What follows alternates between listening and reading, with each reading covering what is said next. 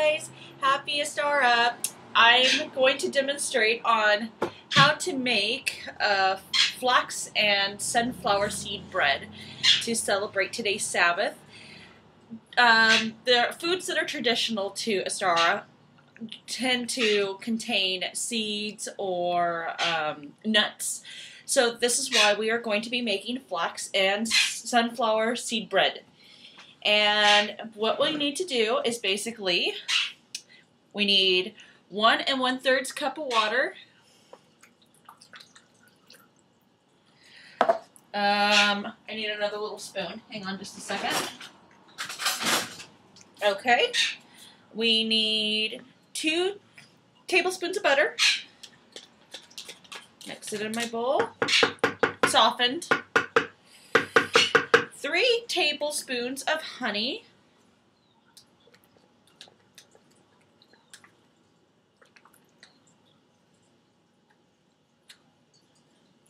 Try to get as much of it out as I can. I try to pre-measure everything. Oh, and I'm using orange honey. It doesn't really matter what honey you use. I just prefer orange honey. So, let me get the rest of the butter.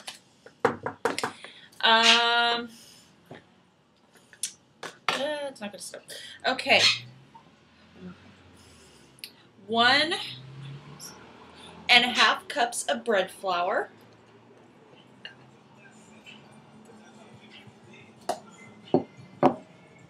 And 1 1/3 cups of whole wheat bread flour.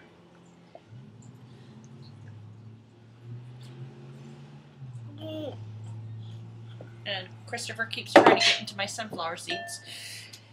A teaspoon of salt.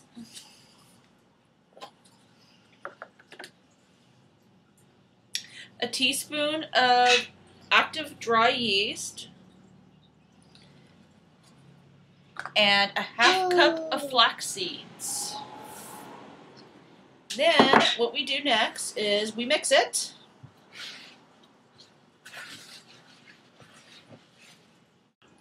After it's mixed, it'll form a dough. It'll look a lot like this. And we're going to need to knead it. So let me go get something to knead on. And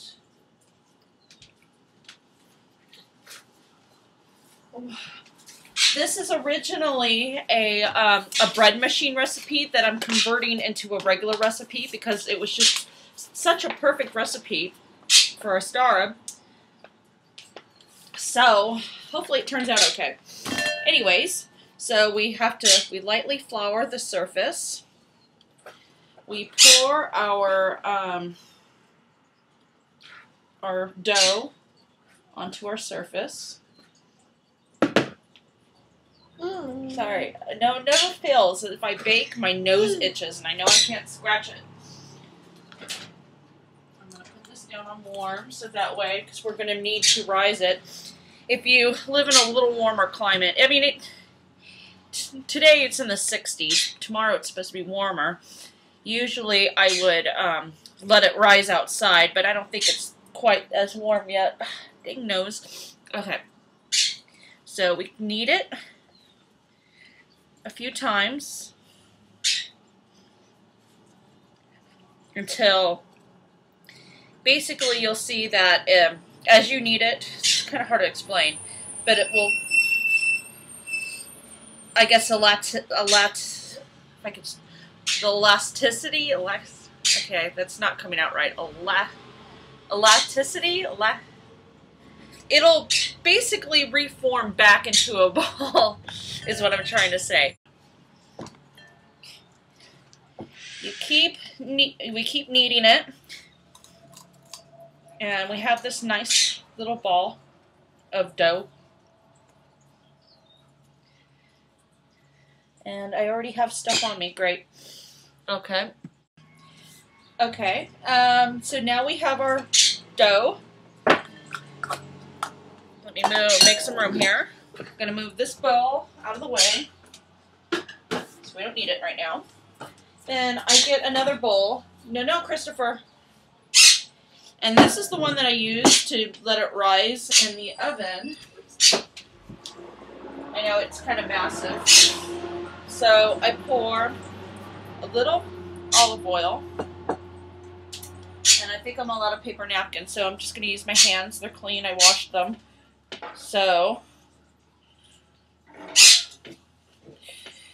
kind of rub it in, so that way our dough doesn't stick to the bottom as it rises. And we kind of put it in here. And then get another little bit of oil and kind of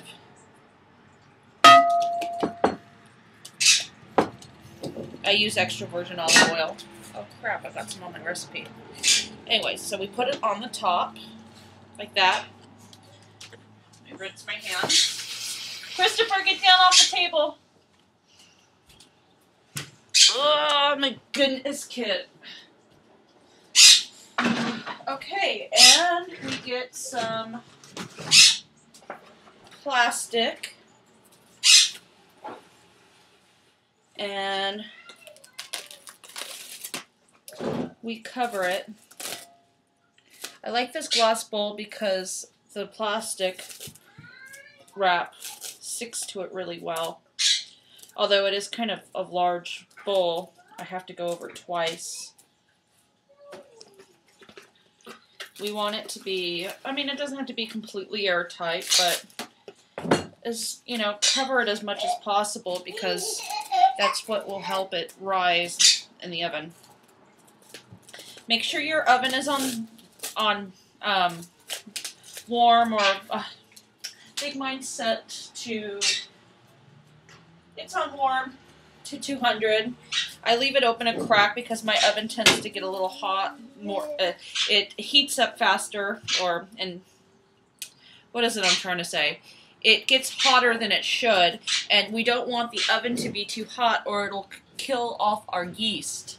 So, we stick it in our oven, our warm oven. Like I said, I keep mine cracked. And then we wait for it to rise.